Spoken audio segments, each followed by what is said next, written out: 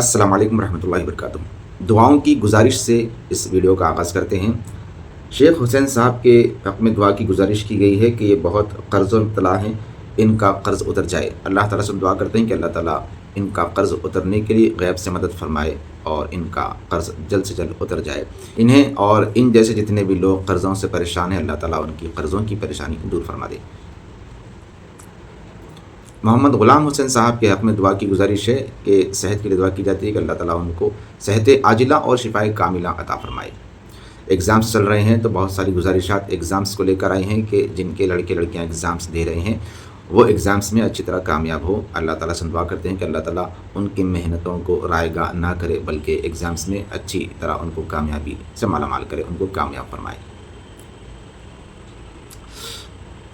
शौहर और बीवी के हक़ में दुआ की जाती है कि वो हैंडीकैप है, उन्होंने अपना नाम नहीं डाला है, लेकिन हम दुआ करते हैं कि अल्लाह ताला उनकी तकलीफ़ दूर करे और वो जिस मकसद के हक़ में दुआ की गुजारिश कर रहे हैं अल्लाह ताला उनके हक़ में उस दुआ को कबूल फरमाए। बहुत सारे कमेंट्स ऐसे भी आए हैं कि वो ये कह रहे हैं लोग कि रमज़ान से पहले हमको घर मिल जाए। तो देखिए, हम बस दुआ कर सकते हैं और सब्र कर सकते हैं। रमज़ान शरीफ शुरू होने वाला है, आज जुमा का दिन है। कसरत से दुआ कीजिए और कसरत से नबी पर दुरूद पढ़िए, क्योंकि नबी सल्लल्लाहु अलैहि वसल्लम पर दुरूद शरीफ पढ़ने की बरकत से अल्लाह ताला दुआएं कबूल कर लेता है। तो ये चंद गुजारिशात थी दुआओं की जो हमने सुना दी। अब आते हैं आज हम किस बारे में बात करेंगे। आज एक ऐसी टॉपिक हम लेकर आए हैं जो आप यकीनन अगर उम्रा करने के हक़ में हैं तो आप यकीनन खुश हो जाएंगे कि उम्रा के लिए एक नई खुशखबरी है उम्रा करने वालों के लिए। कि पहली बात तो ये बोलना चाहेंगे कि उम्रा करते वक्त एक भरोसेमंद ट्रैवल्स पर आप भरोसा करके उम्रा का इरादा कीजिए, उम्रा के लिए अपने पैसे दीजिए। क्योंकि हाल ही में आपने देखा होगा सोशल मीडिया पर कि एक ट्रैवल्स वाले को एजेंट्स को गिरफ़्तार किया गया है या वो भाग चुके हैं पैसे लेकर। तो ऐसे बहुत सारे फ्रॉड होते हैं कि उम्रा के नाम पर भी आजकल लोग लूट रहे हैं। हमें इन धोखा देने वालों से बचना चाहिए। लोग बहुत जल्दी इनके झांसे में आ जाते हैं, लोग बहुत जल्द इनके धोखे का शिकार हो जाते हैं। जहां कम पैसों में कोई चीज़ मिल रही होती है, कम पैसों में उम्रा बल्कि नहीं बल्कि बहुत सारी चीज़ें ऐसी होती हैं जो कम कीमत पर दी जा रही होती है, तो वहाँ पर लोग अपने पैसे लगा देते हैं, खर्च कर देते हैं। अब उम्रे के नाम पर इसलिए लोग ये ख्याल नहीं करते कि यहाँ धोखा नहीं होगा, क्योंकि ये अल्लाह उसके रसूल के बारगाह के जाने का सफ़र है, तो यहाँ पर कौन ऐसा धोखा दे सकता है।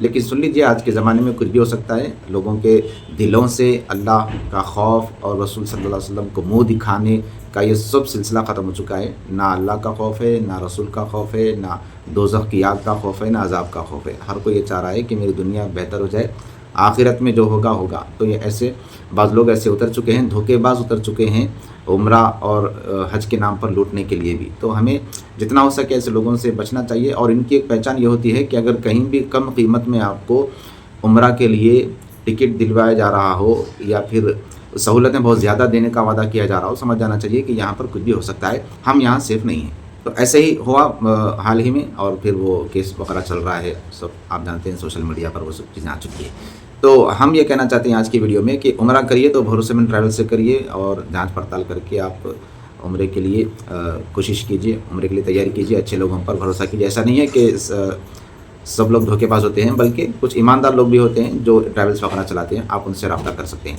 तो अब ये जो बात आज की ये थी उम्रा को लेकर के।